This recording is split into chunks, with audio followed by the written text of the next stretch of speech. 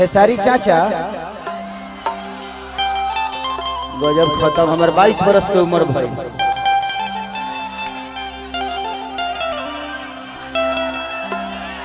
कि कवन भातर कटनी भातारी के फसवला कि हमरा के देखेला तो खासे हो नहीं ना से। वो दिलवाला फिल्म का था जिसमें भारती भी काम की थी। हम हूँ साड़ी पहनले रहनी या यो पहनले रहनी। हाँ गमछी लेके बाबू गमछी बिहार के शान हो भैया गमछी ला।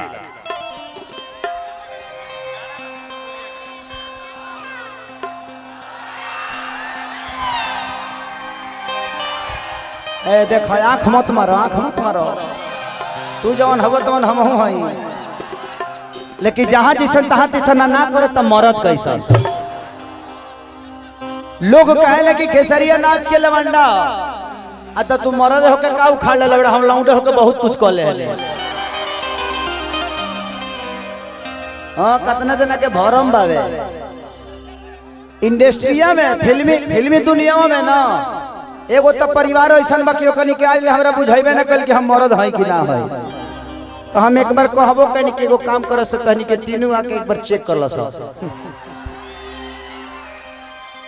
हाँ भाई आखिर ये हम कहाँ हैं, आप हमारे पास आएंगे तबे ना पता चलेगा। अब नदी में कितना पानी में ढूकबो तब न बुझाई। अभी ना ढूकले कह दे कि ना सूखल बाबे, सूखल बाबा ना आवे ना भरिए दिले। लेकिन कोई बात नहीं, हम किसी को नहीं बोल सकते भाई, उनकी अपनी मानसिकता है।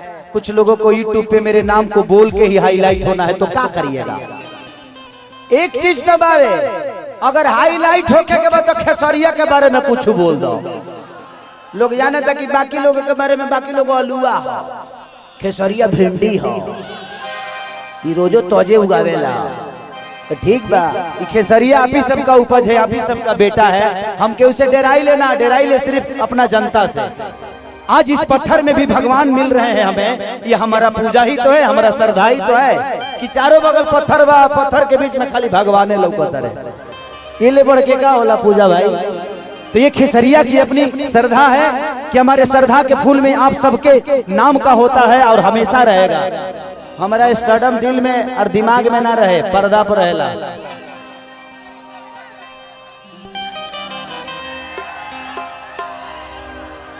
और किरो में ना जो आवेला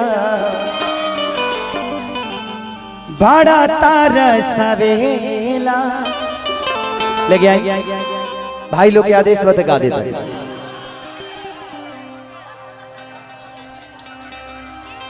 बहत्तर कटनी पुरान हो गई उहे गई उहे हने आओ रे सौतीन हने आओ। अच्छा काहे इसे लागत है कि ते विधवा हो गई बड़ी का भइल बा? इतना उदास काहे तोर चेहरा हो गइल बा? पहले तू इतना नीमन लागत लू हो कि दिनों में आदमी खड़ा हो जाता लो तरह के देख के। का हो गइल बा तोरा बीबी?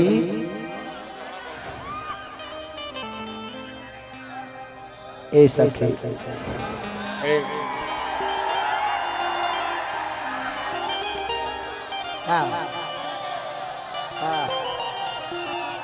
मैंने हमार सिस्टम हम छुअते तो तू काका गजब एमे दो तीन गो छू न रो बाड़न ओई बोई बोल। अच्छा ये बताओ लोग कि हम तार लोग के भाई हई ना तो ई का भइल? तो हम छुई तो बुझी हलो कि तू भी लो छुअता रह। ठीक बा ना? ना तो छुए के चाहिए 2 किलो अरवा चाउर छुअबो कहते कि ना तू मत छुओ हम छुए तो 2 किलो अरवा चाउर छू लो नहीं तो 2 गो पाछा ले बतन छू दो करे के कि आगे बा जवानी में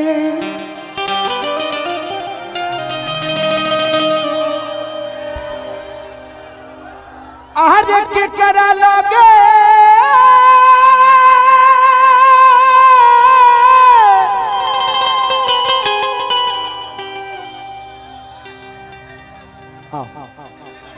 बेटा है ना चुप चुप चुप चुप हो जा बेटा चुप हो जा कान आए पापा के का नाम हो महेश शर्मा महेश शर्मा माई के कश्मीरा देवी कश्मीरा देवी भाई ये कौन आदमी है अपना फिल्म रिलीज करके छोड़ दिया है बाबी ते चिंता मत कर तोरा भाई के प्रोडक्शन घींचे गए बड़े तोर बाबूजी तेरे हाथ थकबे तो कोनो काम टाइम से ना होखे दे थकबे 2 घंटा एने रह तोरा राखी के इंतजाम हो रहा बा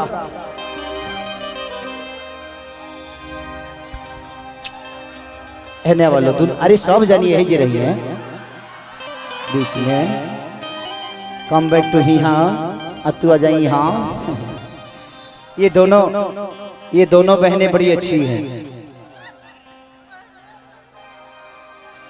आए हाँ कि चढ़ली जवानी के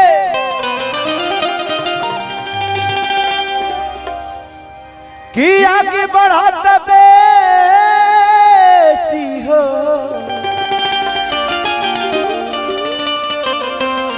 कि घर ही में रह के बोलम भइले परदेसी हो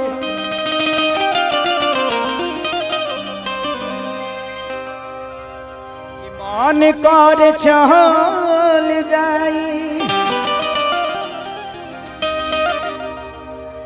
कि कौन दूसरा मरद जहरे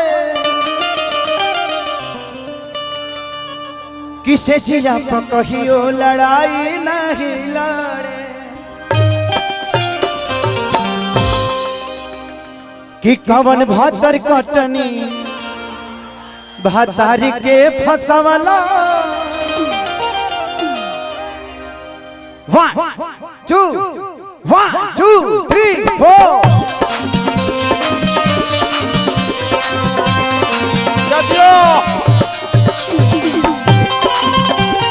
बना रहा आइए पंकज भैया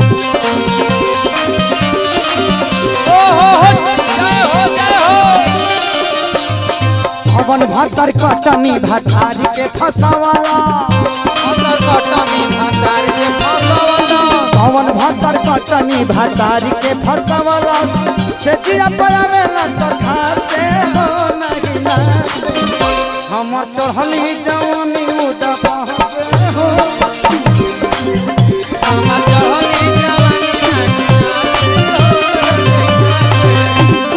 चढ़ली जवानी उड़ा पहबे हो नहीं ना हम चढ़ली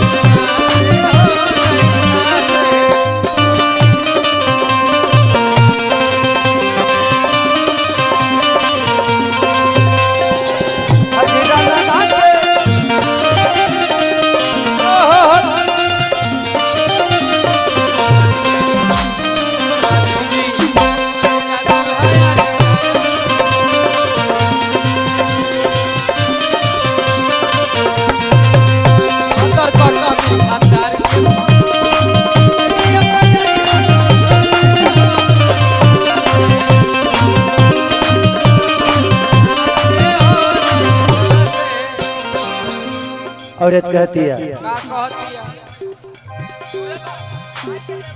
चढ़ली जवनिया महारता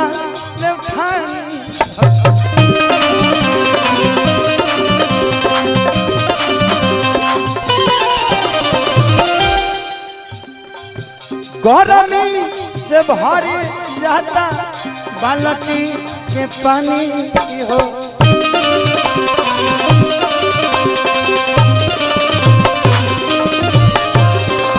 चढ़ली जवनिया मारता उठानी हो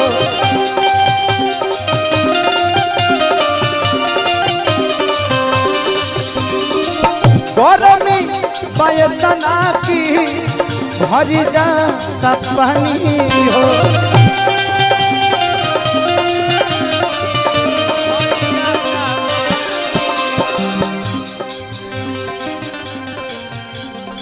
अब तावे लगे तमुअन के देखो बढ़ जाता वे वो पर खाती हो नहीं